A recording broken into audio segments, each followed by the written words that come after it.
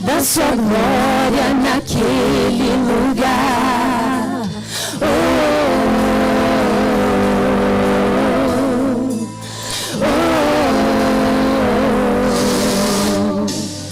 Se eu espero por esse lugar que está pra chegar, só em olhar nos teus olhos meu sonho se realizará. Meu coração aguarda, minha alma almeja por esse dia glorioso que serei arrebatado. Sua face então verei em outro tempo, outro lugar.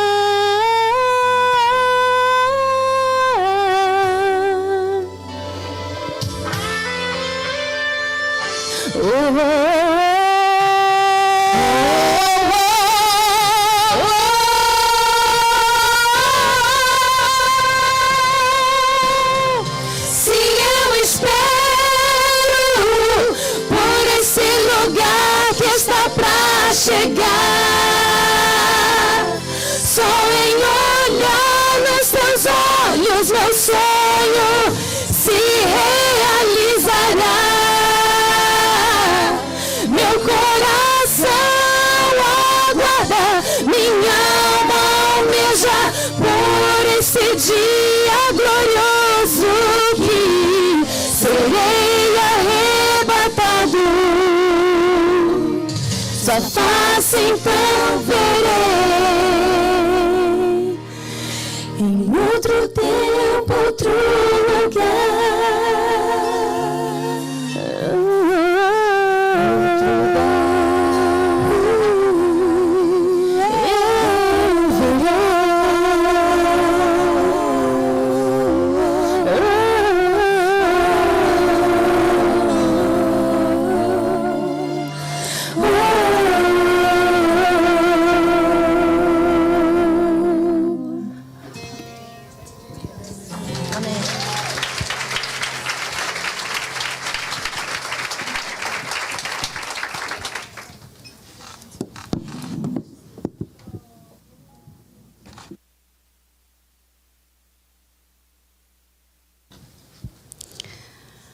Lindo, né? Mas o Senhor é merecedor de toda a honra e toda a glória. Amém? Eu queria dar um bem-vindo a todas que estão conosco nessa noite, a todas que estão nos visitando pela primeira vez, outras que nós já conhecemos, que são amigas. Nós queremos muito agradecer a presença de todas vocês, dizer que para nós da Torre Forte é uma honra tê-los vocês aqui. Se nós fôssemos citar nomes, seriam tantos nomes, porque todas, na verdade, moram no nosso coração. É muita alegria realmente ter vocês aqui. Mas a gente preparou para vocês, dentro dessa caixinha, tem uma lembrança, tá? Essa lembrança é um marcador de Bíblia, tá? Então, nós gostaríamos muito que vocês levassem para casa e que sempre vocês lembrassem que vocês podem usar dentro da Bíblia de vocês e carregar vocês junto com a gente, aonde vocês estiverem, tá bom? Eu gostaria de chamar a doutora Edmeia para estar conosco. É uma alegria muito grande a gente tê-la conosco aqui nessa noite. É uma simpatia de pessoa, tá? Ela é muito, muito agradável, muito abençoada. É um prazer enorme, doutora Edmeia, termos conosco, irmã nossa em Cristo, né? E nós queremos dizer que nós estamos honrados com a sua presença. E nós sabemos que o mesmo Deus que nós servimos é o Deus que a senhora serve, e o mesmo Deus que a senhora quer habitar é o Deus que nós queremos habitar um dia também. Amém? Então, eu gostaria que nós ficássemos de pé agora. Nós vamos estar fazendo uma oração e ela vai estar ministrando uma palavra para nós nessa noite. Eu gostaria que nesse momento da palavra a gente prestasse a máxima de atenção possível e depois Todas estão livres para comerem de volta se vocês quiserem. Ainda tem comida, ainda tem bebida, ainda tem doce. Mas na hora da palavra eu queria que a gente tivesse com o nosso pensamento voltado primeiro ao nosso Senhor, que Ele é aquele que merece toda a nossa adoração. E depois que a gente estivesse dando honra a quem merece honra. Amém? Senhor, muito obrigado, Senhor Jesus, por esse dia. Por esse momento, Senhor. Sabe, Senhor, o quanto nós esperamos, o quanto nós nos preparamos. Mas nada disso vale se a Tua presença não estiver conosco, Senhor. Recebe a nossa adoração, Senhor. Recebe, Senhor, esse momento, Senhor, e ministra nas nossas vidas através da Tua filha. Nós queremos ouvir de Ti, Senhor, queremos aprender de Ti, Senhor, queremos estar mais perto de Ti, Senhor. Então, ministra nas nossas vidas, Senhor, e nos nossos corações, para que nós possamos, Senhor, estar abertas, Senhor Jesus, que a nossa mente, Senhor, possa ser renovada através da Tua palavra. Fica conosco nessa noite, Senhor. Passeia no nosso meio. Abre, Senhor Jesus, os nossos olhos espirituais para nós vermos, Senhor, aquilo que não Te agrada, aquilo que não Te pertence e aquilo que nós precisamos melhorar, Senhor. Fica conosco, Senhor. É o que nós Te pedimos e Te agradecemos. Amém. Amém. Obrigada, querida. Obrigada. Eu gostaria de, nesse momento, saudar a toda essa igreja reunida aqui nesse templo com a graça e a paz do Senhor Jesus. Amém. Agradecer a Deus por esse momento que Ele projetou na eternidade para nós. E eu vou ler o nosso tema desse congresso, que está escrito em Apocalipse 21, no versículo 27.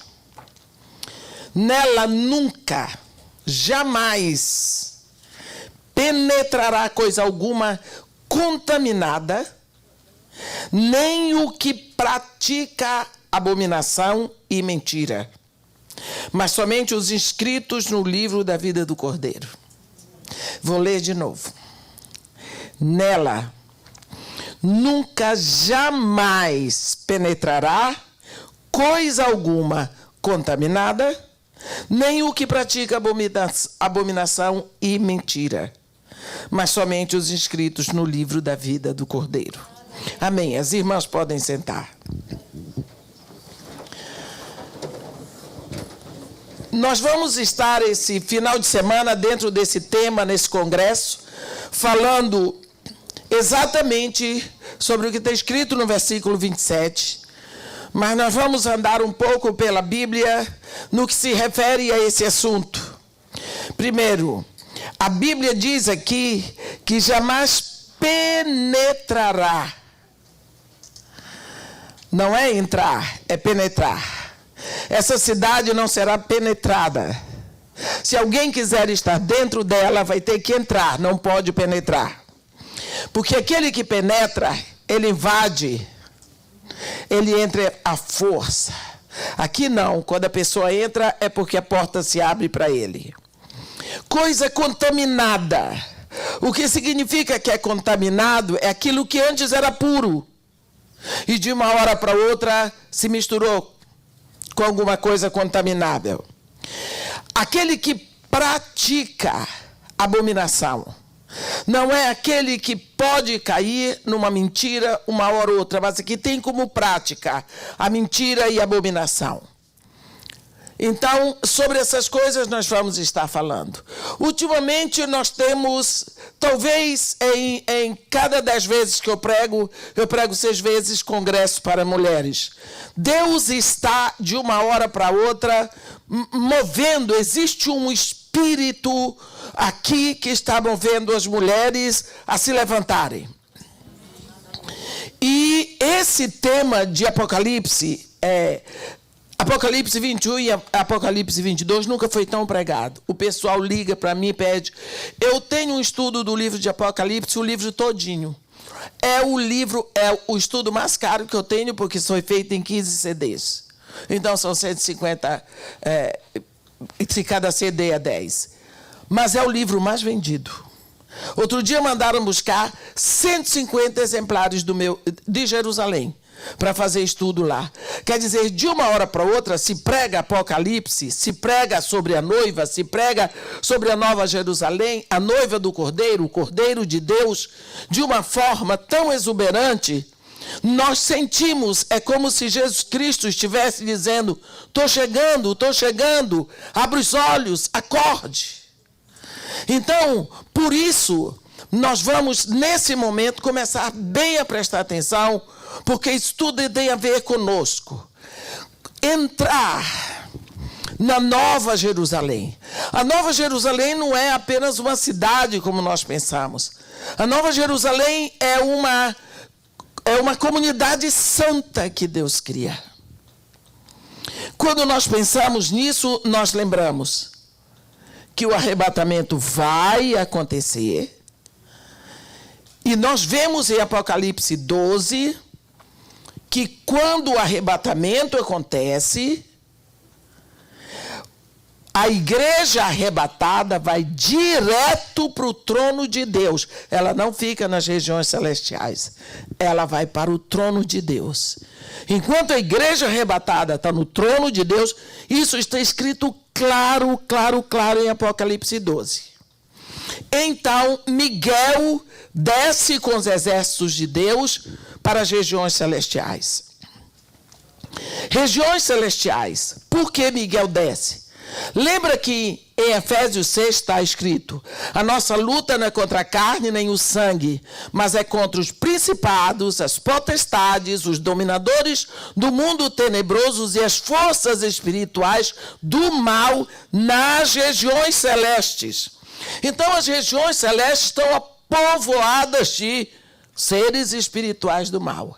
Nesse momento em que a igreja é arrebatada, o remanescente vai direto para o trono do Pai, Miguel desce com os exércitos de Jeová de Sebaot e ele peleja contra Satanás e todos os seus principados e todos os seus exércitos, que a Bíblia chama de potestades, e dominadores do mundo das trevas e forças espirituais. É uma batalha terrível que acontece nas regiões celestiais.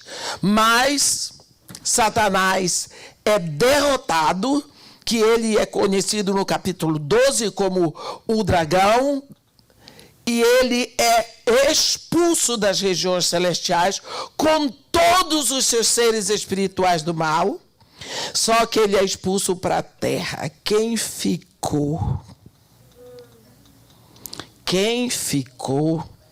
vai conhecer o inferno aqui. A terra vai ficar muito parecida com o inferno. E quando então Miguel expulsa Satanás com as suas hostes, eles vêm para a terra, existe uma faxina nas regiões celestiais, porque a noiva do Cordeiro, a Nova Jerusalém, a igreja que subiu, vai ocupar as regiões celestiais, aonde ficará por um tempo, até que tudo se resolva na terra, para que então nós venhamos a reinar sobre a terra, como Deus quis desde o início. Então, quando se fala dessa Nova Jerusalém, essa Nova Jerusalém não tem nada a ver com essa Jerusalém que está ali. Essa Nova Jerusalém é essa comunidade santa que vai descer para habitar aqui na terra, para reinar aqui na terra. Quando João fala no primeiro capítulo de Apocalipse, ele diz que Jesus Cristo, com o seu sangue, comprou para o nosso Deus aqueles que procedem de todo povo, raça, tribo e nação, e com eles formou reino e sacerdotes, e eles reinarão sobre a terra. Então, essa Nova Jerusalém, que quando João descreve aqui, nós não podemos esquecer. Eu não comecei a pregar, só estou explicando do que nós vamos tratar. Ele adorna essa noiva. Por que noiva? Por que esposa? Porque Deus, o nosso Deus, é um Deus de aliança. Aliança, na visão de Deus, é pacto, é compromisso, é casamento. Por que casamento? Porque num casamento existe o marido e existe a esposa. E o marido, na visão de Deus, é aquele que ampara, é aquele que protege, é aquele que cuida, é aquele que provê todas as coisas e que ele defende a esposa ou a noiva de tal maneira que ele entrega a própria vida por ela. Então, por isso, essa comunidade santa é a noiva do Cordeiro. Porque o Cordeiro é aquele que se entrega em sacrifício. Então, quando João fala dessa comunidade santa, quando ele fala dessa nova Jerusalém, aqui no versículo 27, ele diz, nunca jamais penetrará. Primeira característica dessa comunidade santa é que ela nada que seja contaminado ou pela mentira ou pela abominação entrará. Por quê?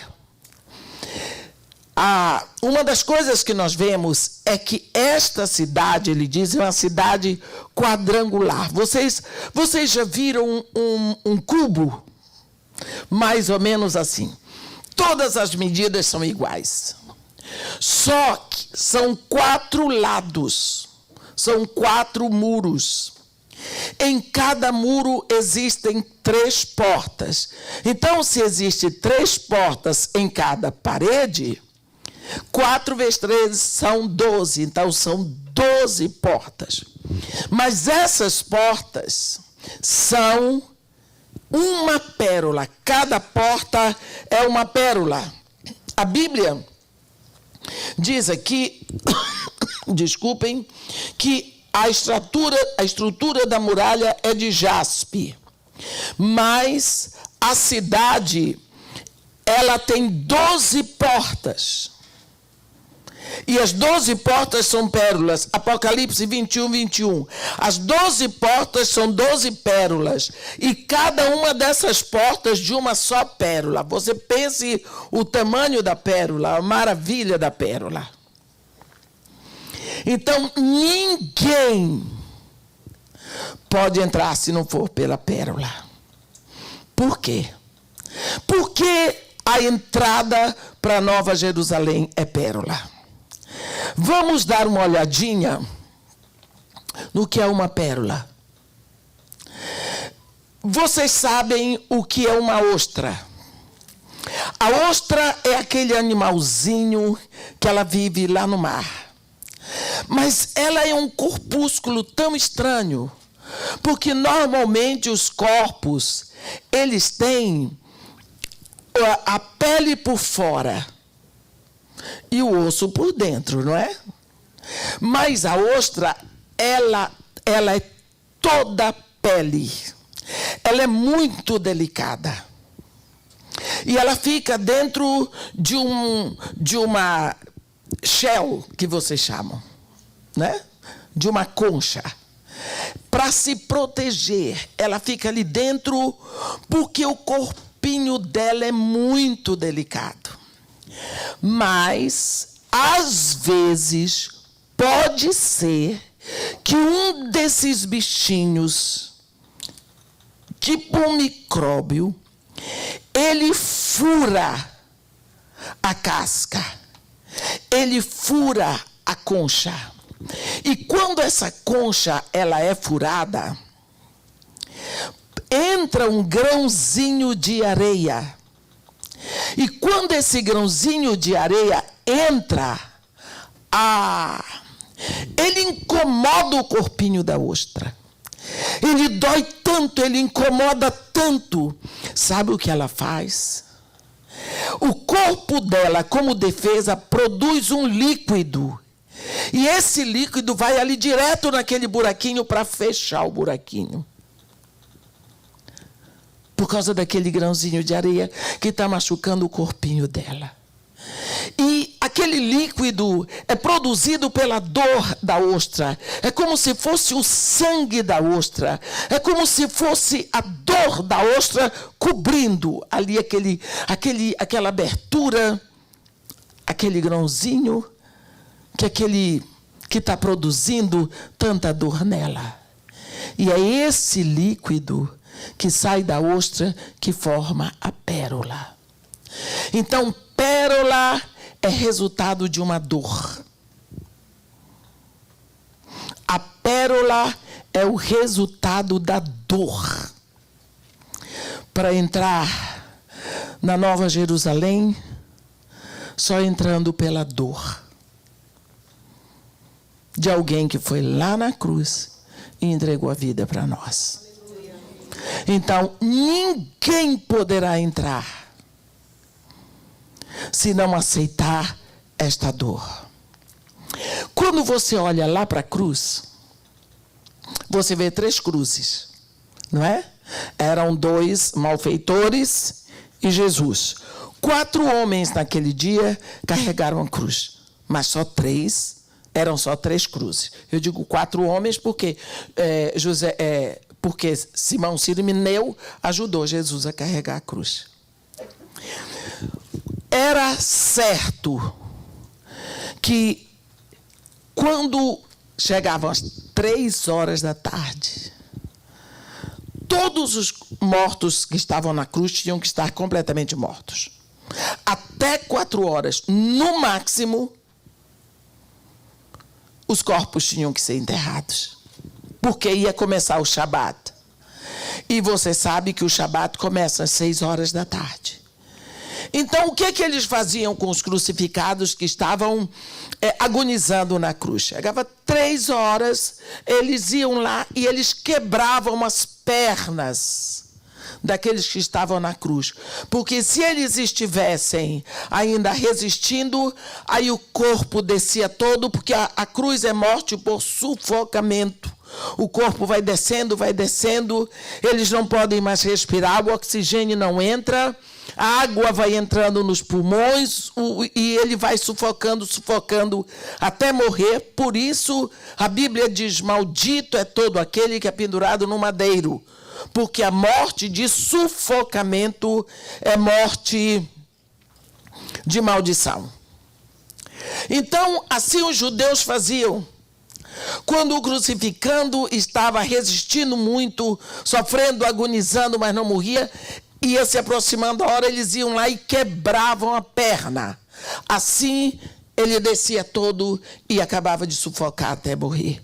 Mas tem uma profecia que diz, do Cordeiro de Deus, nenhum osso será quebrado. Quando foi às 3 horas da tarde, um soldado passou, olhou os 3 crucificados, e ele viu que Jesus estava morto. Porque na hora certa, Jesus gritou, Pai, nas tuas mãos eu entrego o meu espírito. A Bíblia não diz se ele quebrou a perna dos 2 outros. Mas por Jesus ele parou e ele não quebrou osso nenhum. Mas ele pegou a lança e enfiou na lateral de Jesus, aqui no lugar da costela. Vamos lembrar, que lugar é esse que ele enfiou a lança? É o lugar da costela. É o lugar da noiva. É da costela de Adão que Deus fez a mulher. Então ele abriu ali e ficou aquela abertura horrível, porque ele estava pendurado, ficou aquele buraco horrível. E João diz em seu evangelho que dali saiu sangue e saiu água. Bem, quando você olha para a cruz e você vê Jesus Cristo lá, morto, e essa abertura lateral nele, então você vê saindo sangue e água, porque é isso que está escrito no Evangelho de João, você fica imaginando, só existe um modo de você entrar naquele corpo. É pela lateral. Porque você é noiva. E o lugar da noiva é a costela.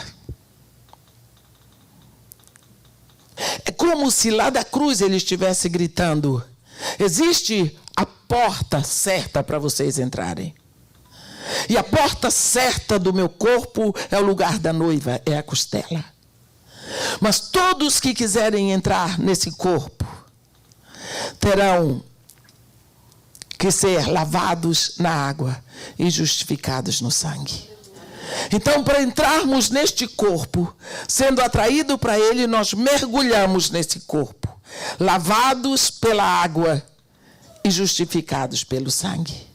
E então vivemos lá dentro, e ele diz: porque quem de mim se alimenta, por mim viverá. Mas de onde vem isso tudo? Vem de uma promessa feita na hora em que o homem pecou lá no Éden. Foi horrível aquele dia, porque a Bíblia diz que Deus colocou o homem e a mulher no jardim que Deus criou para eles. Mas Deus vinha visitá-los na virada do dia. Deus vinha visitá-los. Vocês já imaginaram que alegria aquele casal? Deus vinha, chegava ali, era a única visita que eles tinham. Parece que Deus se sentia tão bem ali com eles e eles com Deus. Parece que Deus dizia: Eva, cadê o cafezinho? Não é? De tão íntimos que eles eram. Mas enquanto Deus estava lá, eles se abasteciam em Deus. E quando Deus ia embora, pensa na vida daquele casal. O casal ficava numa expectativa pela próxima visita. Um dia Deus chegou lá. E Deus não encontrou ninguém esperando por ele. E Deus chamou. E Deus vai fazer a primeira pergunta da Bíblia: Adão, Adão, onde estás? E Adão diz: eu ouvi a tua voz no jardim, e porque tive medo, e porque estava nu, tive medo e me escondi. Deus diz: como? Medo? Quem te fez saber que estavas nu? Em outras palavras, eu te criei nu, como criei nua a tua mulher. Vocês sempre estiveram assim diante de mim, porque de uma hora para outra você teve medo. Quem te fez saber que estavas nu? De onde veio esse conhecimento? Como que você descobriu isso, Adão? Adão, não sabendo o que responder, apontou para a mulher: foi a mulher que tu me deste. Quer dizer, eu sou bonzinho, uma vítima de vocês dois. Você me deu uma mulher dessa e ela fez isso comigo. Até hoje, né? E Deus olhou para Eva. E a mulher estava ali. A mulher estava ali. Eu acho que ela sofreu muito naquela hora, porque ela não conhecia o que era isso. Ela não conhecia o que era estar nua, desprotegida. Ela não conhecia o que era estar desprezada pelo marido, entregue assim, acusada. Era tudo novo para Eva. E Deus disse para ela: o que é isto que tu fizeste? E ela, muito mulher, ela disse para Deus: a serpente me enganou e eu comi do fruto da árvore que me disseste para não comer. E quando Deus olhou para aquela mulher, Deus olhou para ela e viu a percepção profunda da mulher sobre o caráter do diabo. Porque ela disse: a serpente me enganou. Existe um espírito de engano travestido na serpente. Porque serpente não engana. Quem engana é o diabo. Então o primeiro travesti da Bíblia é o diabo. Se traveste de mulher. Ela disse: a serpente me enganou. Olha, isso é tão sério, que quando Jesus Cristo vai falar do Espírito Santo, quando Jesus Cristo começou a falar que ia embora, que ia subir, os discípulos não quiseram, porque para eles queriam Jesus aqui na terra para sempre com eles. Jesus disse: não, mas eu vou, mas eu rogarei ao Pai, e eu e ele enviará o outro Consolador que ficará no meu lugar. Jesus começou a dar aulas sobre o Espírito Santo. No Evangelho de João tem 12 aulas sobre o Espírito Santo, que Jesus começou a ministrar o Espírito Santo para os seus discípulos. Então Jesus diz assim, numa dessas aulas, eu irei, mas rogarei ao Pai, e ele enviará o outro Consolador que ficará no meu lugar. Ele é o Espírito da verdade que vos guiará a toda a verdade. O que é que Jesus estava dizendo?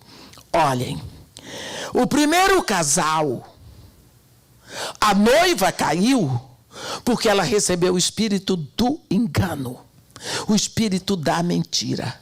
Porque a própria Eva disse, a serpente me enganou. Por isso, vocês vão receber o espírito da verdade. Então vocês não terão desculpa, porque o espírito da verdade vai estar aí com vocês, que vos guiará a toda a verdade. Na hora que a mulher disse aquilo para Deus, Deus falou com o homem algumas coisas, e depois Deus deixou o homem para lá, e se ocupou da mulher e o diabo. É um espetáculo doloroso, mas você vê o amor de Deus. Você começa a ver o que é uma mulher diante de Deus. Gente, o negócio da mulher com Deus, eu dou graças a Deus que eu sou mulher. Por isso é bom falar quando não tem... Mas é impossível fazer um congresso de mulher sem homem. Porque o primeiro homem que está presente é Jesus. Deus disse, mais ou menos assim, diabo, você vai ver a minha vingança. Você vai ver o que eu vou fazer com você. Eu só vou entregar você ao encargo da mulher. Você vai ver o que ela vai fazer com você. Se mete com mulher quem gosta, né? Deus disse, eu colocarei inimizade entre a tua descendência e o seu descendente. Tu lhe ferirás o calcanhar, mas ele vai esmagar a tua cabeça, o teu governo, a tua autoridade, vai arrebentar contigo, capeta. A mulher, tu vai ver o que ela vai preparar, ela vai parir um homem que vai arrebentar contigo. Acabou.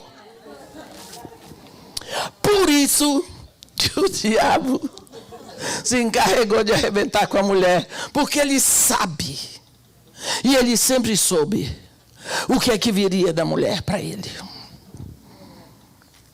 A promessa do Messias foi dada à mulher lá no Éden. E quando Deus vai trazer o seu Messias, ele só precisa do ventre de uma mulher e acabou. Só isso. Então, nós precisamos saber que quando Jesus Cristo vem, ele vem como resposta à revelação de uma promessa que foi feita a Eva. Ali para Eva, Deus prometeu que enviaria um homem que ia reverter o valor da queda.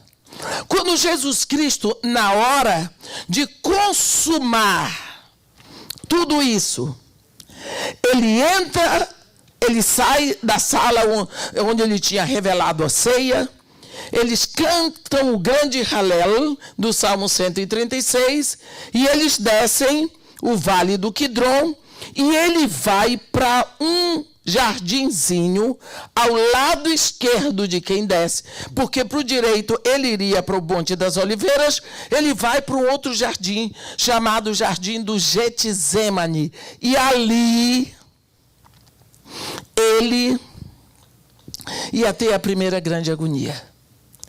E no Evangelho de Mateus nós lemos que ele fez 3 vezes a mesma oração.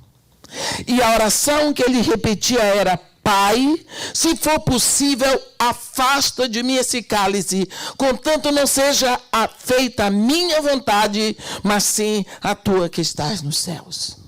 3 vezes. Ele chegou a suar sangue. Ele estava agonizando ali de tanta dor. Afasta de mim esse cálice. De que cálice ele está falando? Não era o cálice da dor física da cruz. Porque Jesus Cristo veio para ir à cruz, o objetivo dele era a cruz, o escopo era a cruz, a conclusão do ministério dele era a cruz, a missão dele era a cruz, ele queria ir para a cruz. Ainda quando ele estava subindo para Jerusalém, ele disse para seus discípulos: é necessário que o Filho do Homem ascenda a Jerusalém, que sofra muito nas mãos dos sacerdotes e dos escribas, que seja preso, julgado, morto, crucificado. Lembra quando Pedro tentou dissuadi-lo da cruz? O que foi que ele disse para Pedro? Arreda Satanás. Então, o cálice que Jesus Cristo não queria beber não era o cálice da dor física da cruz e nem da humilhação moral da cruz, porque naquela época o crucificado e o apedrejado ia sem nenhuma roupa. E você pensa o que é um rapaz ficar pendurado entre os céus e a terra sem nenhuma peça de roupa? Diante das mulheres que o acompanhavam, diante da sua mãe, diante dos seus discípulos. Era muito humilhante. Ele foi preso quinta-feira à noite. Vocês acham que alguém disse para ele: ei, Nazareno, você quer ir no banheiro? Não, era feito tudo ali. E ele era um homem. Vocês imaginem o que esse rapaz não passou. De que cálice, então, ele estava falando? Se nós olharmos para o princípio da história de Deus com o homem, quando Deus criou a terra, a Bíblia diz no Salmo 115, versículo 16, os céus são os céus do Senhor, mas a terra deu-a ele aos filhos dos homens. Existem milhares e milhões e bilhões de planetas. Mas no meio do universo, Deus deixou um planetinha. Porque Deus tinha um propósito para esse planetinha. Dizem que é o planeta azul, é a Terra. E a Bíblia diz assim: no princípio criou Deus os céus e a terra, porém, era sem forma e vazia, havia trevas sobre a superfície do abismo, e o Espírito de Deus pairava sobre a superfície das águas. Esse verbo pairar no hebraico significa alguém que abre os braços tomando conta para que nada aconteça ali. Um dia Deus resolveu criar na terra. Então ele veio lá e disse: haja luz. E houve luz. Em seguida Deus diz: haja separação entre a luz e as trevas. Ora, se Deus diz haja separação entre a luz e as trevas, significa separação sempre. Mais tarde você vai ver Paulo dizendo: que comunhão pode haver entre luz e trevas? Não pode. Luz é luz, treva é treva. Nós sabemos que a Bíblia diz: Deus é luz. Nele não há treva alguma. Se não há nenhuma treva em Deus, porque não tem pecado, porque nós sabemos que Deus é luz e o pecado é treva. Tem um momento lá na cruz em que chegou a hora de Jesus Cristo se tornar maldição. Ele vai virar uma pústula de pecado, porque ele vai tomar todo o pecado da humanidade sobre si. Ali na cruz ele se transforma num assassino, num ladrão, num tarado, numa prostituta, e tudo que não presta de pecado. Ele se torna um invejoso, um orgulhoso, ele se torna um pederastra, um vadio. Todo o pecado do mundo que você pode imaginar, ele se torna. Ele tomou toda a maldição sobre si. Hein? Ele se tornou o pecado. A Bíblia diz lá, quando profeta fala em Isaías capítulo 53. Ele se fez maldição. E nessa hora, Deus tinha ordenado separação entre luz e trevas. Então agora Jesus Cristo é treva pura, mas o Pai continua sendo luz. Então é nesse momento que por toda a eternidade há a separação entre o Pai e o Filho. Porque a separação entre luz e trevas é desse cálice que Jesus está falando. Porque naquela hora em que não pôde mais haver comunhão entre o Filho e o Pai, ele grita o grito de todos nós separados pelo pecado: Eli, Eli, lama sabachthani. Deus meu, por que me desamparaste? A Bíblia diz que o sol não quis ver aquilo, fez treva. De meio-dia às 3 da tarde, fez treva em Jerusalém. O sol se negou. Mortos ressurgiram. A terra tremeu, teve terremoto por causa disso. Ele gritou. E por fim, ele diz: tudo está consumado. Pai, nas tuas mãos eu entrego o meu espírito. Foi nessa hora que, com toda a nossa maldição, ele morre. E é nessa morte que está a nossa vitória. Porque ele leva o seu pecado e o meu pecado, ele leva para a sepultura, ele enterra o nosso pecado, a nossa morte, a nossa maldição, ele enterrou. E quando ele ressuscitou livre. E aí é que ele diz para a morte: e aí, morte, onde está a tua vitória?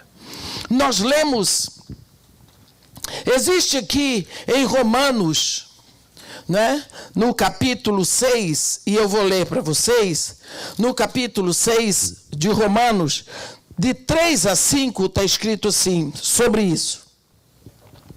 Ou porventura ignoraste que todos nós que fomos batizados em Cristo Jesus, fomos batizados na sua morte? Fomos, pois, sepultados com ele na morte pelo batismo, para que, como Cristo foi ressuscitado dentre os mortos pela glória do Pai, assim também andemos nós em novidade de vida. Porque se fomos unidos com ele na semelhança da sua morte, certamente o seremos também na semelhança da sua ressurreição. Sabendo isto, que foi crucificado com ele o nosso velho homem, para que o corpo do pecado seja destruído e não sirvamos o pecado como escravos. Porquanto quem morreu está justificado do pecado. No momento em que você assume Jesus Cristo, no momento em que você entra neste corpo, no momento em que você se possa dessa bem-aventurança, você pode ter certeza que até a sua morte foi vencida, como foi profetizado no Salmo 23 pelo profeta rei Davi, porque Davi foi muito mais profeta do que rei. Ele diz: ainda que eu ande no vale da sombra da morte. Eu acho isso lindo. Sabe por quê? Porque o leão morde, mas a sombra do leão não morde ninguém. O carro atropela, mas a sombra do carro não atropela ninguém. A serpente pica, mas a sombra da serpente não pica ninguém. A morte para nós é uma sombra. Ela não mata ninguém, sabe por quê? Porque nós temos uma vida que nunca pode ser vencida pela morte. Nós temos vida eterna. Então, quando você está aqui, o médico diz: porque você tem 6 meses de vida, 1 ano de vida. Isso, preocupa com isso, não, eu tenho vida eterna. Está pensando o quê? Essa casa de barro, problema dela. Quando não precisar mais dela, quem me botou aqui, me leva daqui. Então a morte é apenas depois de Jesus Cristo. Você vê que Jesus Cristo não fala na morte, ele diz assim: nosso amigo Lázaro dormiu. Dormiu. Porque para nós que temos a morte vencida, a morte é só uma sombra. É só uma sombra. Porque todos nós sairemos daqui. O que eu quero dizer isso daqui? Quando Paulo fala sobre isso, ele fala com muita propriedade em Romanos. Por que eu estou falando sobre isso? Porque, na realidade, a Nova Jerusalém é uma comunidade santa que vive dentro desse corpo. Todo mundo que entra nesse corpo, ele diz: quem de mim se alimenta, por mim viverá. Você entendeu que quando você é traído, você entra em Cristo. Você tem que entrar nessa vida em Cristo pelo lugar da noiva. Não é à toa que Deus abriu Adão do lado, minhas irmãs. Você observou que Deus fez Adão do barro bruto? Deus não fez Adão do barro bruto? Foi. Podia ter feito a mulher de lá. Mas Deus tinha um recado para mandar para nós. Mulher do barro bruto não, só homem. Deus fez o homem do barro bruto. Olhe bem o que foi que Deus fez. Está escrito tudo na Bíblia. É só porque eu falo com um sotaque diferente. Mas está escrito na Bíblia. Aí Deus passou todos os animais diante de Adão. Sabe como é que Deus passou os animais? Aos pares. Para Adão dar nome. Não é? E Adão não duvidou. Boi, vaca. Cavalo, égua. Cão, cadela. Macaco, macaco foi. Mas à medida que Adão ia dando nomes, ia chegando para ele um conhecimento. Todo macho tem sua fêmea. Mas e eu? Cadê minha fêmea? Mas talvez Adão dizia: não, ela deve vir lá atrás, sozinha. E foi. E no final, nada. Sabe o que foi que a Bíblia diz? A Bíblia diz assim: mas para o homem não se achava uma ajudadora que lhe fosse idônea. Ora, se a Bíblia diz não se achava, é porque Adão procurou. Então agora que Adão olhou que todo macho tem sua fêmea,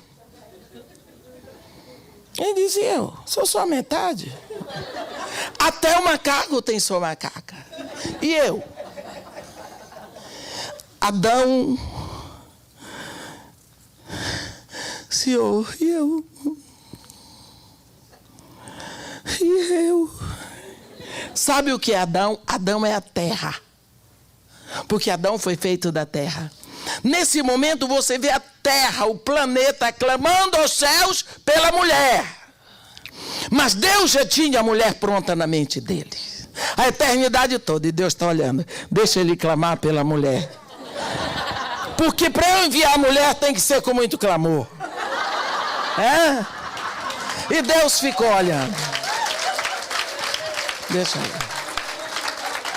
Deus disse: deixa ele clamar. Deixa ele clamar. Hein? O que é que eu vou fazer? Os homens estão aí. Olha, tudo que eu estou dizendo aqui está escrito na Bíblia. Só muda o sotaque. Aí, Deus sempre é o Deus que supre a necessidade. Porque Ele é provedor. Ele não supre vaidade, mas necessidade Ele supre. Ele é Jeová Jiré. É o Deus que provê. Aí Deus disse: não é bom que o homem esteja só. É o primeiro não que Deus diz na Bíblia. Aí ele entra com a bênção. Far-lhe-emos uma ajudadora que lhe seja idônea. Aí Deus agora vai trazer a mulher, que é a cerejinha da criação, né? Cerejinha da criação. Aí ele faz o homem dormir. Diga glória a Deus. Você já pensou o homem acordado? Ia atrapalhar tudo. Porque ia começar a dar sugestão. O que é que o homem ia dizer? Ia dizer, não bota a boca não, senhor. Então Deus fez o homem dormir, para o homem ficar calado, como calados ficam aqui todos os homens. Se tiver uma coisa que eu estou dizendo aqui, que não esteja escrito na Bíblia, pode levantar e dizer que eu estou deturpando a palavra de Deus. Aí Deus fez a mulher. O homem dormiu, Deus fez o homem dormir, tirou uma costela do homem, fez o enxerto direitinho e o homem ficou dormindo. E aqui Deus fez a mulher como ele tinha no seu coração a eternidade toda. Então nós não somos uma criação ao gosto do homem. Nós somos uma expressão da criação de Deus. Então nós somos uma expressão da criação de Deus. Aí Deus fez a mulher. Quando Deus fez a mulher pronta com Deus. Aí Deus acordou o homem. Quando Adão acordou, uau! Os nordestinos dizem que ele disse, vixe. Mas não foi. A palavra que ele disse foi Isha. No hebraico, pedaço de mim. Mas o homem deu uma encorpada quando viu a mulher. Chama-se a varoa. Porque do varão foi tirado. Aí o que é que vocês... Olhem para o jardim do Éden. Olhem. O que é que vocês veem? O Todo-Poderoso, o Deus de toda a glória, entrando com a noiva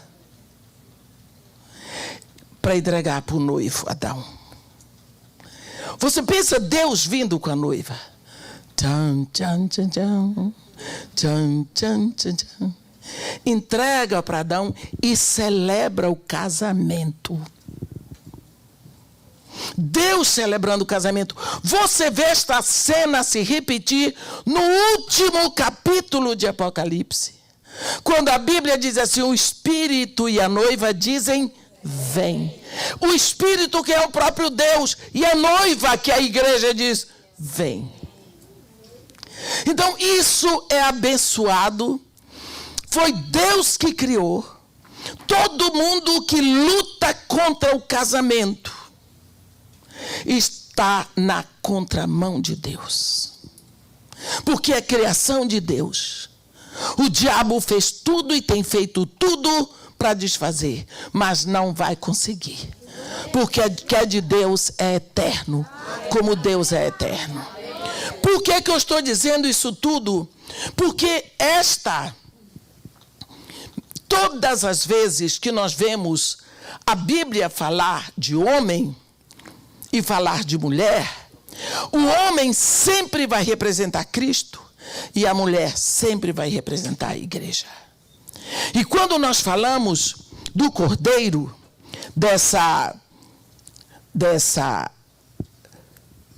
guerra que tem, porque aqui nós vemos em Apocalipse que na Nova Jerusalém, a Nova Jerusalém não será penetrada por nada que seja contaminada. Porque a entrada para a Nova Jerusalém é pela dor de Jesus. É pela pérola, que é o resultado da dor. Então, se você quiser penetrar na Nova Jerusalém, você tem que penetrar primeiro neste corpo. Para que seja enterrado. Para que morra na morte de Jesus. Para que possa ressuscitar com Ele. Olha, eu sempre digo para as pessoas quando aceitam Jesus comigo, eu digo, não Se alguém lhe disse que andar com Jesus é mais fácil, essa pessoa mentiu. Pode se tornar mais difícil, só que você vai ter um poder diferente, uma alegria diferente, um combustível mais forte para você vencer as dificuldades, para você lutar sem se deixar abater. Você pode chorar, mas você chora com esperança. Tudo que para o mundo parece perda, para você não é. Não é? Para você não é. Então nós precisamos saber, desde que houve o pecado, o que foi que aconteceu com o pecado. O que foi que o pecado fez conosco. Primeiro de tudo, quando Deus... Eu quero que você entenda bem isso. Quando Deus criou o homem, Ele criou o corpo do homem. Um corpo maravilhoso, cabeça, tronco e membros, todos os órgãos funcionando, que a gente esquece que tem fígado. A gente esquece que tem rins que estão filtrando o sangue.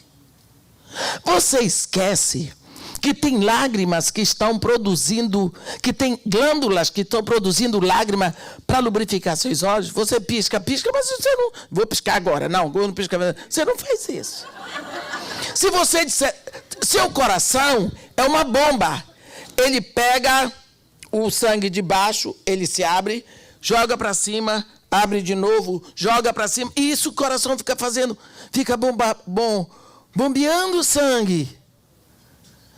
E você disse ao seu coração, agora para um pouquinho, descansa. Ele não vai parar. Ele foi programado para isso. Quantas vezes, meu Deus, quantas vezes eu respirei hoje? E respira, inspira e expira. Você nem sabe quanto oxigênio entra de graça. Não paga nada por ele. Até a hora que Deus disse, agora vou fechar o balão. Acabou.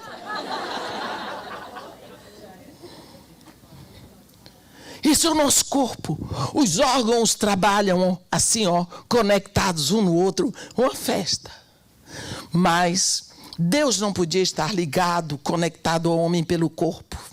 Porque Deus não é corpo. Aí Deus criou um corpo imaterial para o homem. Invisível, que é a alma. A alma é outra maravilha. A alma funciona com tudo que você não faz. Nenhum problema. Você vai lembrando das coisas, não está nem aí. Na hora que você toma um susto, você recebe uma coisa, você chora. Você se emocionou. Por que você está chorando? Me emocionei. Aí daí o que tem a ver com isso? Você lembra das coisas, você fica atento. Você aprende as coisas. Você tem emoções, você tem sentimentos, você tem paixões, você tem reflexos. Põe a mão numa coisa, tá aqui, tá um perigo. Eu nem vi que eu pulei, porque o reflexo levou, mas você fez. Pisei no freio de peça. Quem veio atrás que se vire, porque o freio é ABS, né? Quando eu vi, já tinha freado. É reflexo. Quer ver outra coisa? Inteligência, memória. Os juízos se encadeiam e formam raciocínio. Atenção. Desatenção. Tudo isso. Quer ver outra coisa? Você ainda tem o jogo. A vida ativa, a vida intelectiva, a vida afetiva. Tudo isso está na alma. Não precisa ser cheio do Espírito para aprender tudo. Para memorizar não tem nada a ver com o Espírito Santo. Pode ser do capeta, aprende tudo. Porque isso está tudo na alma. Mas Deus não podia estar conectado no homem, na alma do homem, porque Deus não é alma. Como Deus disse, Jesus Cristo falou para a mulher samaritana, Deus é espírito. E aí Deus cria um espírito no homem. Lá Em Jó está escrito assim: na verdade há um espírito no homem, e o sopro do Todo-Poderoso o faz entendido. Em 1 Tessalonicenses 5, 23, Paulinho de Tarso diz assim: o mesmo Deus da paz vos santifique em tudo, e seja o vosso espírito, alma e corpo mantidos íntegros e incorruptíveis para a vinda do Senhor Jesus. Então, Deus faz assim um homem. O espírito do homem, Deus cria um espírito no homem, está ligado em Deus. Esse espírito do homem, abastecido em Deus, ele dirige a alma do homem. E essa alma do homem, dirigida por um espírito abastecido em Deus, dirige o corpo. Pronto, o homem ali está perfeito. O homem está conectado a Deus. Mas Deus diz assim para o homem: de toda a árvore do jardim comerás livremente, menos da árvore do conhecimento do bem e do mal, porque no dia em que dela comeres certamente morrerás. O homem morreu, o homem comeu, o homem morreu. Mas qual foi a parte no homem que morreu? Exatamente o espírito que o ligava a Deus, porque Deus é espírito. Então, o que foi que aconteceu com o homem? Ficou separado, e a alma do homem ficou gritando. Sabe por quê? A alma do homem foi criada para ser dirigida pelo espírito. E a alma ficou: e agora? E agora? Ele está morto. Porque o espírito no homem morreu, mas não desapareceu. A alma ficou: ele está morto, ele está morto, ele está morto. O espírito não dirigia mais, e a alma precisava ser dirigida por um espírito. Então a alma vai ser dirigida pelo espírito que está no mundo, que é Satanás. Então a alma se torna uma alma mundana, ou uma alma carnal, ou simplesmente carne, como Paulo diz. Então essa alma, ela se transforma numa alma imoral, uma alma cheia de ira, uma alma que deseja o mal. Paulo diz que as obras da alma, assim, da mente carnal, são prostituição. A alma passa a gostar de prostituição, de impureza, de lascívia, inimizades, porfias, iras, contendas, discórdias, facções, dissensões, invejas, ciúmes, bebedices, glutonarias. Gosta.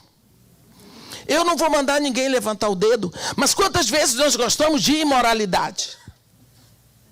Gostamos, lutamos contra isso, mas gostamos. É o diabo, não é o diabo, não é a sua mente carnal. Quantas vezes você é invejoso, meu irmão? Eu digo você, não digo eu, que eu não sou boba. Você é invejoso, tem inveja dos outros, às vezes tem ciúme.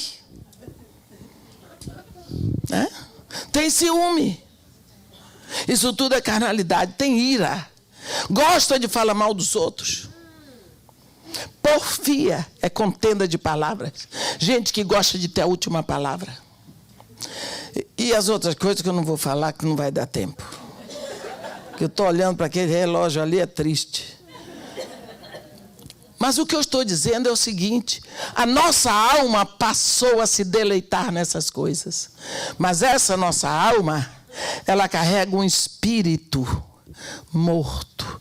Porque o espírito no homem morreu, mas não desapareceu.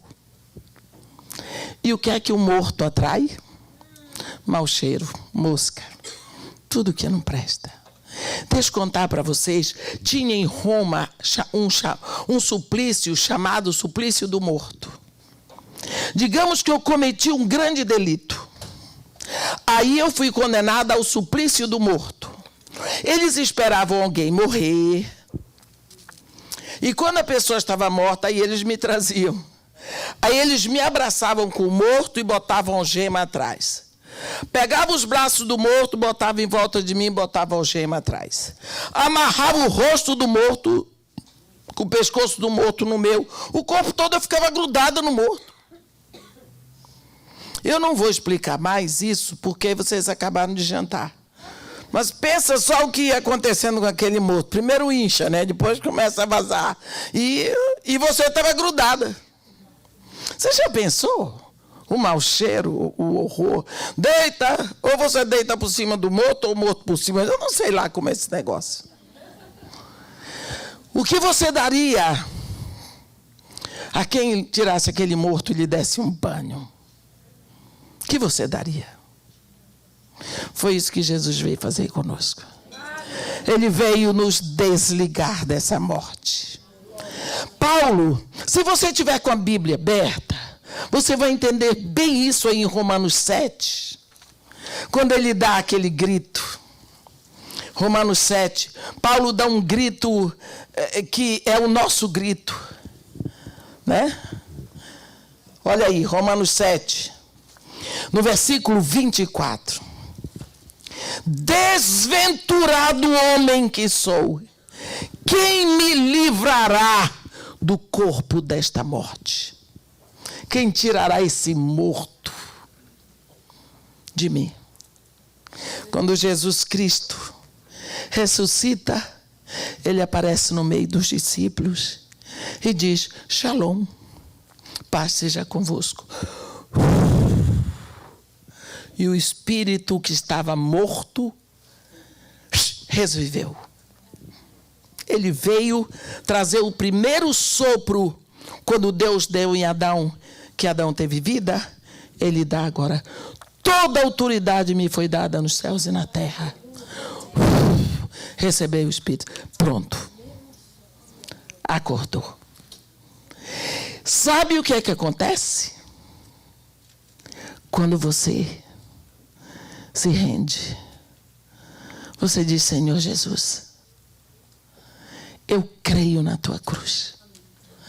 Eu creio que tu morreste o meu pecado, a minha morte. Puro, santo, tu foste na cruz no meu lugar, pagar o meu preço. Eu me rendo diante de ti. Eu me arrependo dos meus pecados. Ele lhe atrai para dentro do corpo dele. E aí você morre nele para ressuscitar. E você sai dali com vida no espírito. Você ressuscitou. Aí voltamos, isso tudo para explicar esse versículozinho difícil que eles encontraram para nós. Apocalipse 21, 27. Jamais penetrará coisa contaminada.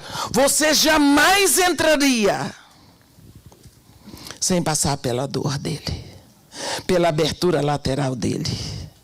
Você jamais entraria ali se você não passar na abertura lateral desse corpo. Deixa eu falar só mais um pouquinho dessa abertura. Sabe,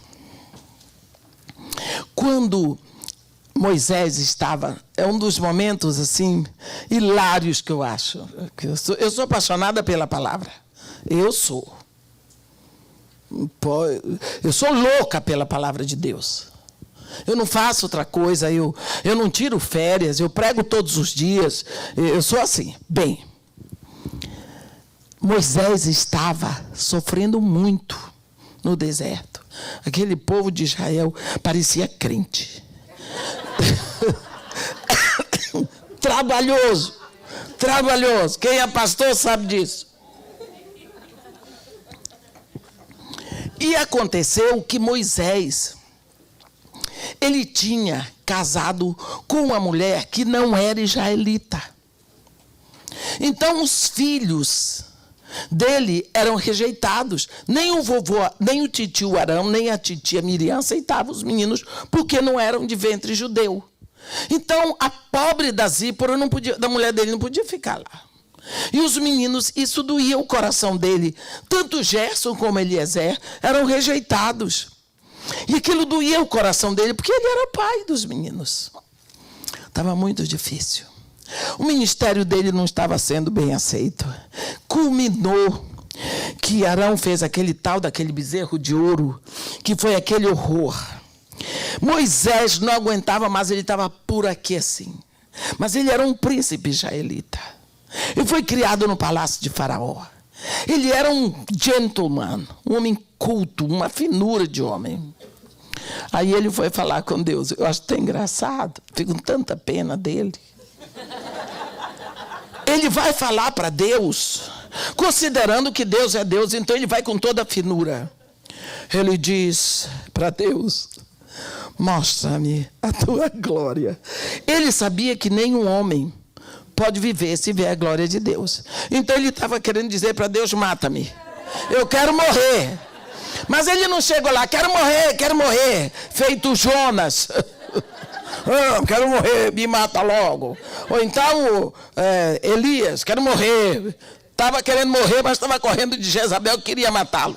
Jezabel queria matar Elias, Elias correu para Deus: quero morrer. Se quer morrer, fica lá, que a mulher faz. Então Moisés era um príncipe. Ele chegou lá. Aí Deus olhou para ele. Só Deus. Como Deus nos ama e nos vê na nossa tristeza e sofre as nossas dores. Ele olhou para Moisés, sabendo da dor de Moisés, que Moisés sofria como pai, como marido, como líder, como tudo. E Deus disse para ele: Moisés, sobe para mim. Vem ao monte.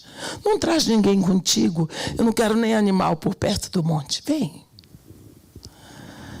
Sabe, Moisés, bem junto a mim há um lugar. Eu te colocarei na fenda da rocha. Colocarei sobre ti a minha mão.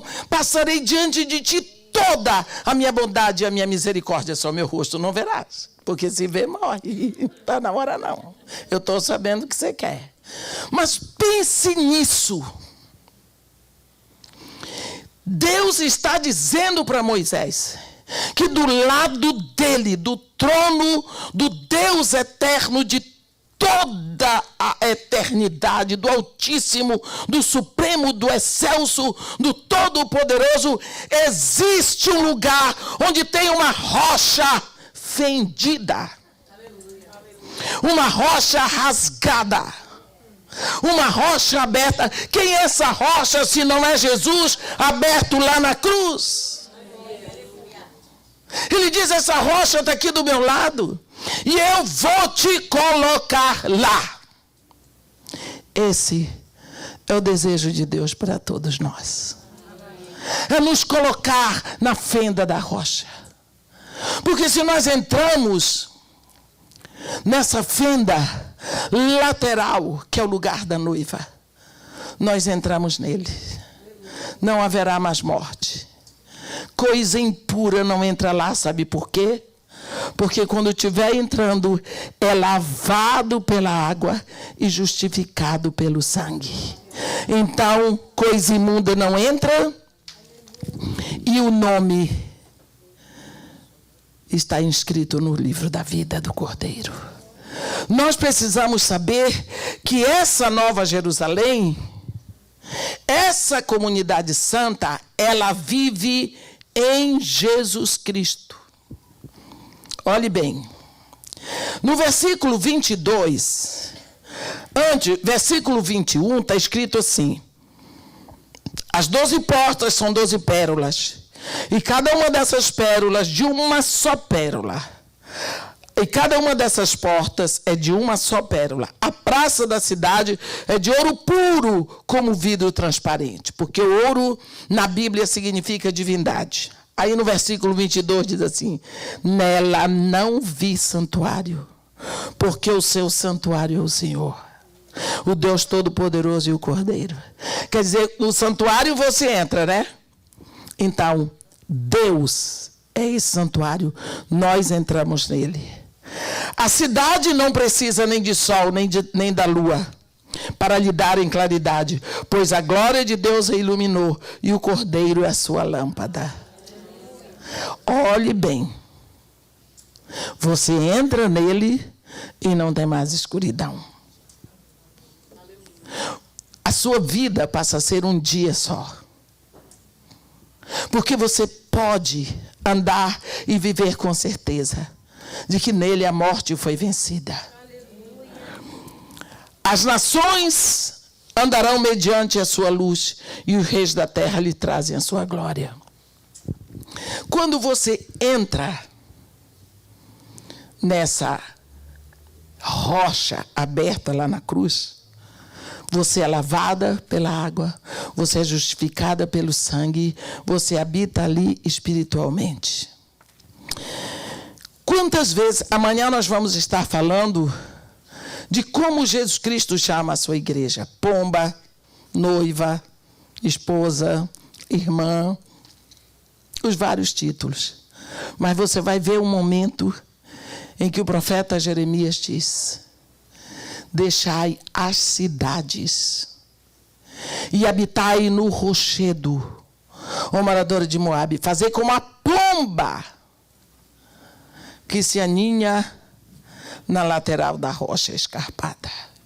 Ele chama uma moabita, uma moradora de Moabe, para deixar todas as cidades e habitar na rocha, como uma pomba que se aninha na lateral.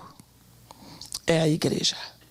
Quando nós pensamos igreja, noiva, comunidade santa, amanhã nós vamos estar falando sobre esse casamento. Então, amanhã nós teremos mais tempo, mas eu creio que hoje eu fiz o preparo que eu queria. Significa uma comunidade espiritual santa, que vai habitar as regiões celestiais e desce para governar a terra com Jesus. Porque ela está nele. Isso significa estar em Cristo. Por isso nós precisamos olhar para que em todo tempo estejam alvas as nossas vestes. Você diz, mas isso não pode acontecer comigo, eu sou pecadora. Exatamente por isso que você precisa dele. Por isso que você precisa ser lavada nesta água e justificada neste sangue. Porque você é pecadora, porque você tem maus pensamentos, porque você tem maus desejos, porque o seu passado é uma vergonha. O meu não, viu? Só o seu. Então, nós não precisamos ficar com culpa. A Bíblia diz muito mais: o sangue de Cristo, que pelo Espírito eterno se entregou sem mácula a Deus, purificará as nossas consciências das obras mortas para servirem ao Deus vivo. Olha, não importa o que você tenha feito, Jesus Cristo lá na cruz levou toda a sua maldição. É só você se render a Ele. É só você se entregar a Ele. Ele paga sobre todo o seu preço. Eu quero terminar agora. Mas eu queria terminar para vocês contando uma coisa. Contando uma história. Dá tempo. Eu sei que eu estou adiantada no tempo, mas só 10 minutos. Eu estava em Vitória do Espírito Santo. E eu cheguei em Vitória, mas vocês sabem que as cidades capitais no Brasil não tem lugar para estacionar carro. Não tem. Então, você pensa, quem é de Vitória aqui? Não tem ninguém? Ah, sim, tem gente, vai me entender. O pastor foi me buscar no aeroporto, que eu ia pregar numa igreja em Vitória, e ele foi me deixar num hotel ali no centro da cidade. Centro. Perto da Rua 7. Parque Moscoso, por ali. Aí, não tinha lugar para... Eu disse, pastor, o senhor já não fez a reserva? Então, eu conheço esse hotel, já estive aí, hospedada tantas vezes. Me deixa aí. Que horas passa para me pegar? 7 horas. 7 horas eu estou aqui embaixo esperando o senhor. Tudo bem. Lá vou eu. Quando eu entro no hotel, que eu fui para a mesa de recepção, exatamente o gerente que estava lá, um que eu conheço há muito tempo, que ele é de uma igreja ali em Vitória. Oh, Maurício, que coisa boa que você está aqui, irmão, estava lhe esperando, vi seu nome aqui, já botei a suíte que a senhora gosta, porque ele já me conhece, eu fico muito tempo, muitas vezes ali. Tudo mais, aí ele pegou, foi me dando. Eu disse, menino, eu não preciso escrever nada, que o computador já reconhece meu nome, CPF e tudo mais. Aí eu comecei a perguntar, cadê o pastor? E não tem conversa. A gente, cadê o pastor? E a esposa e a sogra do pastor. Aí, tinha um homem assim. Mas ele estava lá. Aí, enquanto eu estou preenchendo a ficha, o Maurício disse para mim, quero ver o que a senhora vai botar aqui. Eu disse, o que é? Aqui está perguntando profissão. Eu quero ver qual é a profissão que a senhora vai botar. Porque a senhora é uma mulher que tem muitos títulos, eu quero saber qual que a senhora usa. Eu vou botar missionária. É mesmo, a senhora prefere? Eu digo, prefiro. Por quê? Todo mundo pode ser médico, engenheiro, advogado, o que for. Mas missionário só se vier lá de cima o chamado. Aí, esse homem, estava aqui, homem bonito.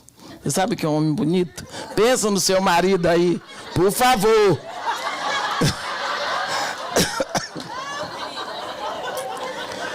Esse homem bonito disse assim, o quê? Me desculpe, mas não acredito. Eu não acredito, assim, bem pernóstico. Aí eu olhei para ele, o pobre do Maurício ficou... Ele disse, o Maurício acabou de dizer que a senhora é uma mulher de muitos títulos. Não acreditou. Quem manda ser preta? O pessoal pensa que preto não pode ter títulos. O que eu vou fazer? Não vou convencer ninguém. Agora a senhora vem com esse negócio de missionário. Missionário de quê? E eu, de Jesus Cristo, o Filho de Deus. Porque eu sou triste. De Jesus Cristo, o Filho de Deus. Ele disse, não dá para acreditar. A essa altura, século 21, tem esse negócio de Jesus Cristo. E eu... lá por dentro, sabe aquela vontade que a gente tem de defender Jesus? E é Ele que nos defende, mas tem hora que a gente quer defender.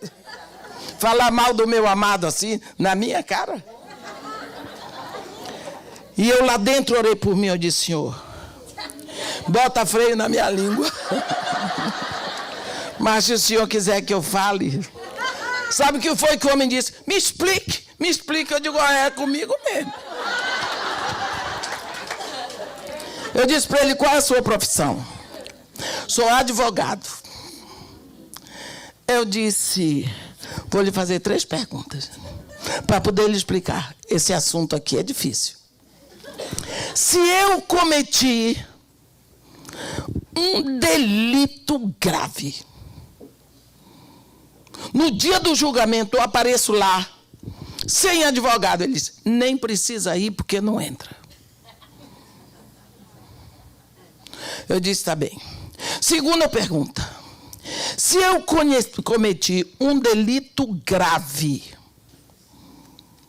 e esse delito, ele é afiançável, mas no dia do julgamento, não, o juiz me viu cometer o delito. Mas ele vai me julgar. Só que na hora eu levo advogado, mas a fiança não foi paga. Eu estou dizendo essa história para vocês porque eu não sei aonde foi que eu li. Eu estava fazendo um plágio lá de alguma coisa que eu aprendi antes. Ele disse, eu chego lá, eu tenho advogado para poder entrar, mas a fiança não foi paga. Ele fez assim para mim, vai, encana. Quando eu olhei para a mão dele, eu tremi, sabe por quê? Meu pai era negro azul marinho. Meu pai não era brasileiro. Ele era da Guiana Inglesa e cresceu na Inglaterra. Quando foi para o Brasil, já estava casada com uma mulher barbadiana, do Mar do Caribe. Minha mãe também não era brasileira, mas minha mãe era portuguesa, de Braga. Mamãe era branca, branca dos olhos verdes. A família católica, apostólica, romana, mariola... E Eu tinha um tio, irmão da mamãe, e quase todos eles, que eles tinham aquela mão branca, com cabelinho aqui. E eles batiam muito em mim, porque eles detestavam pelo fato de eu ser negra, que eu sujei a família e tudo mais. Então, eu olhava para o homem que tinha aquele cabelinho aqui e tinha horror.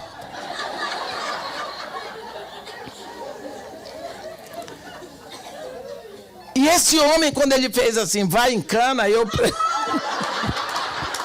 Não tinha como esquecer. Aí eu disse, pois é, agora deixa eu explicar. Deus é o juiz de toda a eternidade. Se o senhor quiser, se não quiser, se eu quiser, se não quiser, se o Maurício quiser, se não quiser, vai haver o grande dia do julgamento. E ali todos nós vamos comparecer diante do juiz. O acusador está lá e o nome dele é Satã, que no grego significa acusador. Ele é o acusador e vai ser a primeira vez que o diabo não vai ter que mentir. Porque ele viu todos os pecados que eu cometi mesmo e Deus também viu. E como eu sou uma pecadora, ele não vai ter que fazer muito esforço para me condenar. Né? Então eu chego lá, Deus, pela sua misericórdia, porque Deus me viu cometer todos os pecados, ele estabeleceu um advogado e uma fiança só que ele aceita pelo pecado. O único advogado que ele aceita é o filho dele, que é Jesus, e a única fiança é o sangue desse filho. Então, quando eu chegar lá, que me chamarem pelo meu nome, eu entro frita. Porque eu sei que sou pecador, eu dependo só da misericórdia do meu Senhor. Esse meu advogado, o pecado está lá, o meu advogado passa a mão sobre mim e diz assim, pai, eu me fiz o pecado dela lá na cruz. O nome dela já está no livro da vida. E eu vou passando, entra para o gozo do teu Senhor. E lá vou eu no anais. Quem chega lá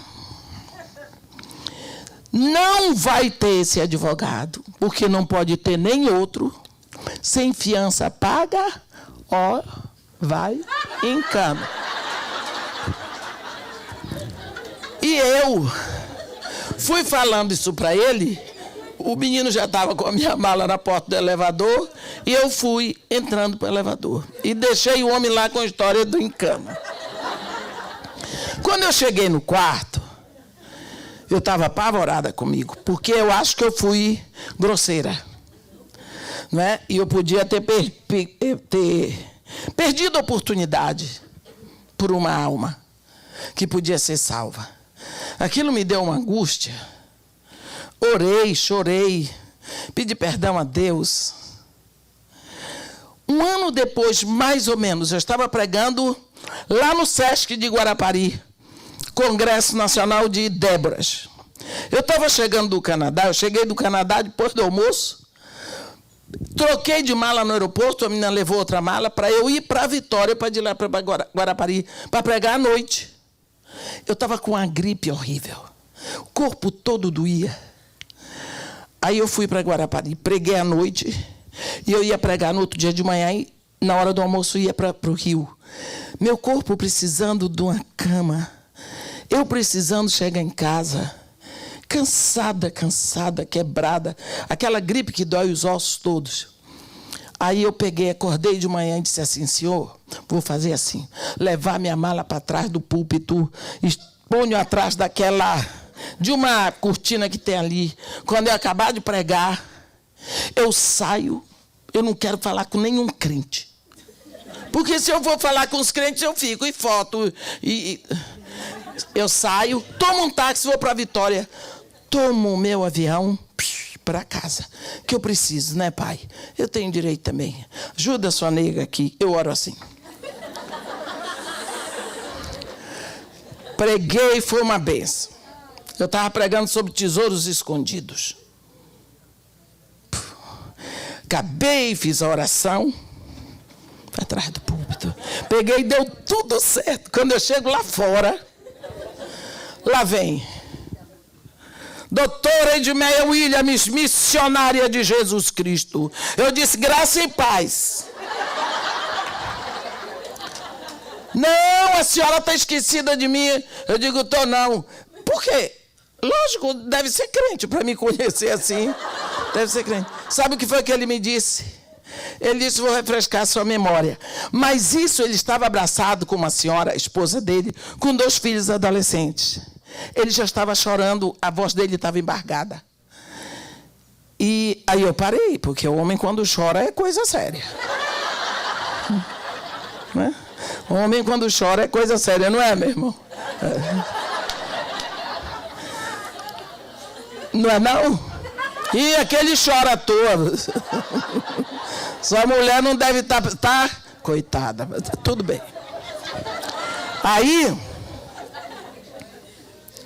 ele disse, vou refrescar sua memória.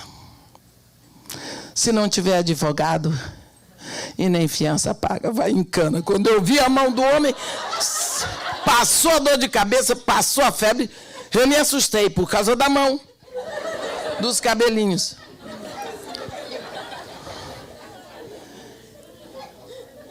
Ele me abraçou. E eu ali, meu Deus, o que vai acontecer? Será que ele está bravo comigo? Daquela resposta lá. Ele disse, irmã, eu fiquei sabendo que a senhora estava aqui, porque a minha esposa viu o seu nome. Irmã, desde aquele encontro que nós tivemos lá, na porta daquele hotel,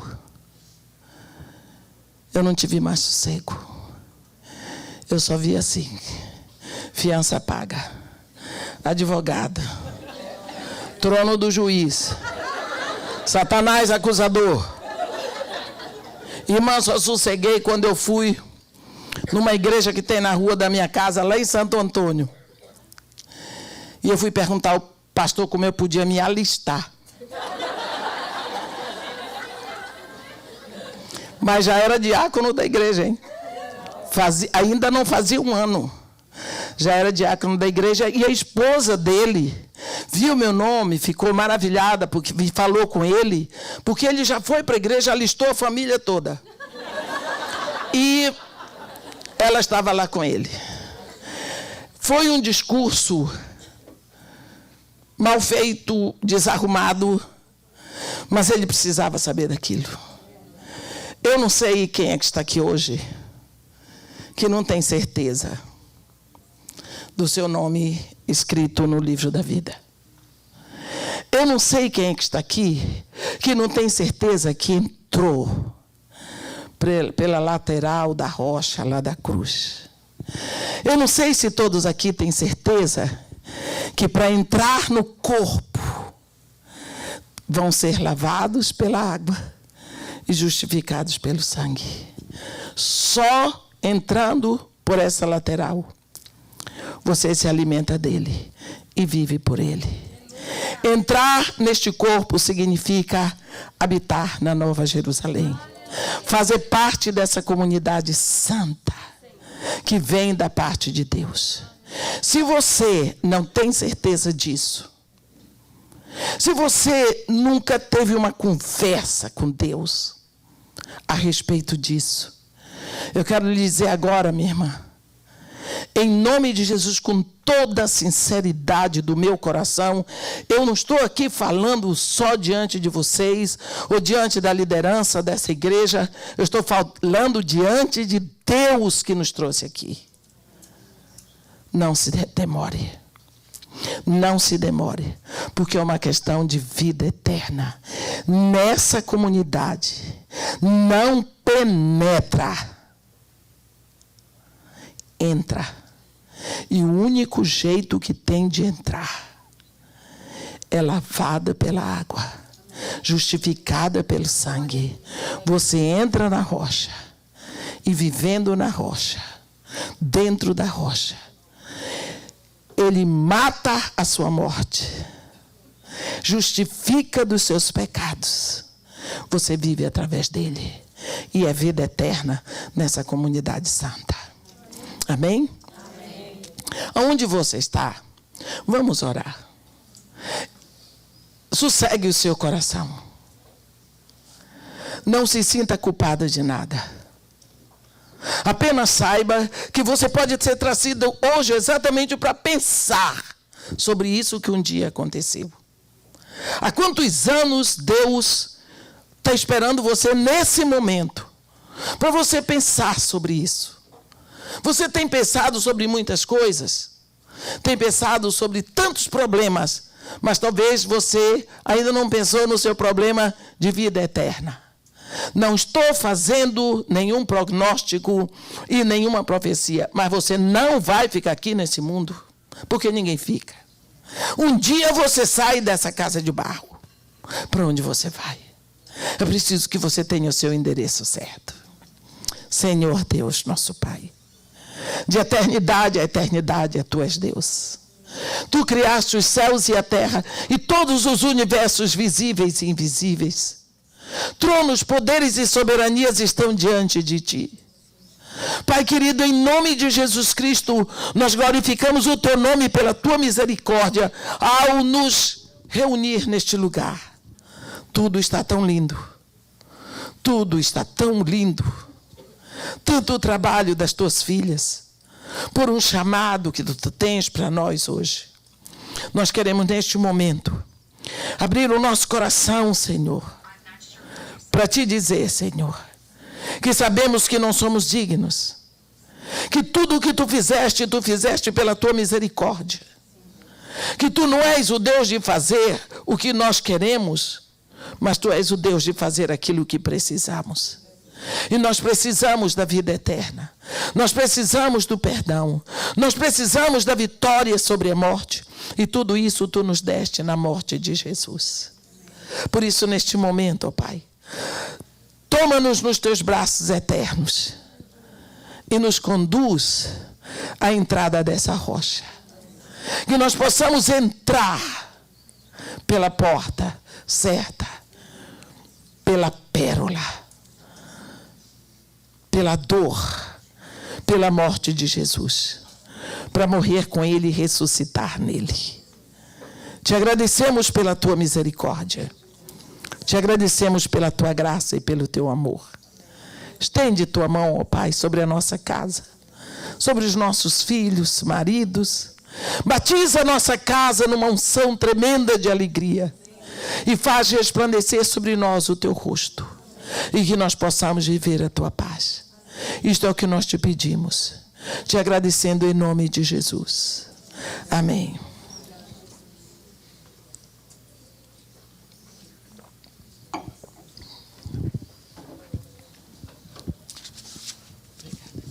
Deus abençoe, palavra maravilhosa, amém?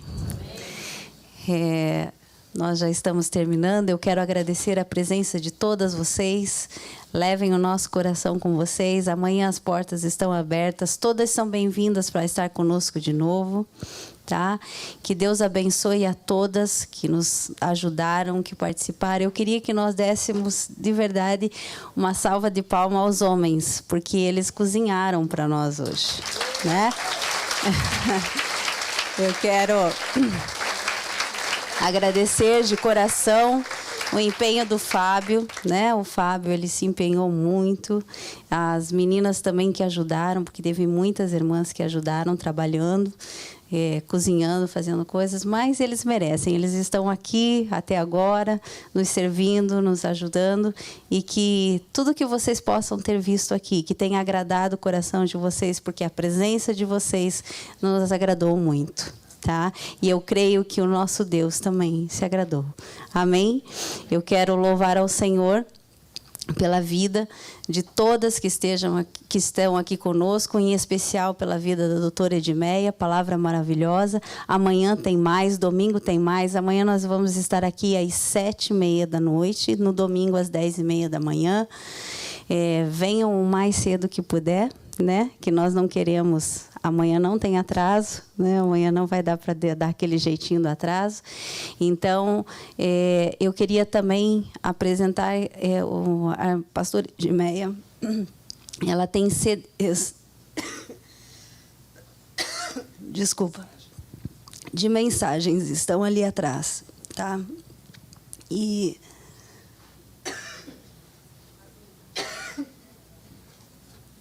dá licença.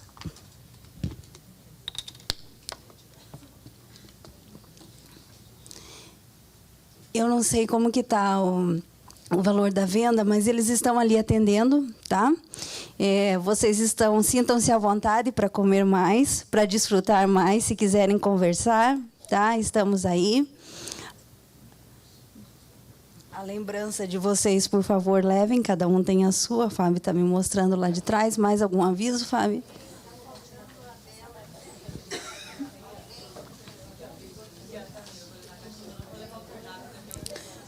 É só isso? Tem algum aviso? Não? Então, tá bom. Vamos nos colocar em pés. Eu já expliquei. Já.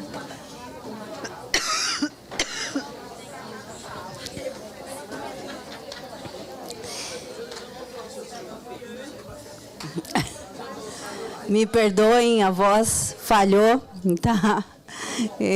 Todas as igrejas que estão representadas aqui, Deus seja louvado pela vida de vocês, Deus abençoe a cada igreja que está aqui representada, amém? E cooperem com o trabalho da doutora Edmeia. Esse trabalho dela é revertido para a casa de Marta e Maria, Maria e Marta. Casa de Maria e Marta, que é uma casa que ela tem ali no Rio de Janeiro. Ela provavelmente vai estar falando mais disso, tá bom? Senhor nosso Deus, muito obrigado pela tua presença, muito obrigado por esse momento. Obrigada, Senhor Jesus, por tudo aquilo, por esse banquete que tu nos proporcionaste nessa noite, Senhor.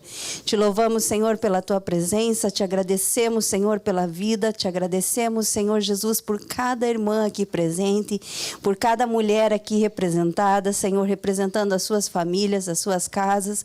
Nós te louvamos, Senhor, leva-nos em paz no teu descanso, Senhor, abençoa as nossas casas, nossas famílias, Senhor, sê conosco e trabalha cada dia mais em nossas vidas, para que possamos ser melhor, para nos encontrar contigo, Senhor. É o que nós te pedimos e te agradecemos e te louvamos por tudo, em nome de Jesus. Amém? Deus abençoe.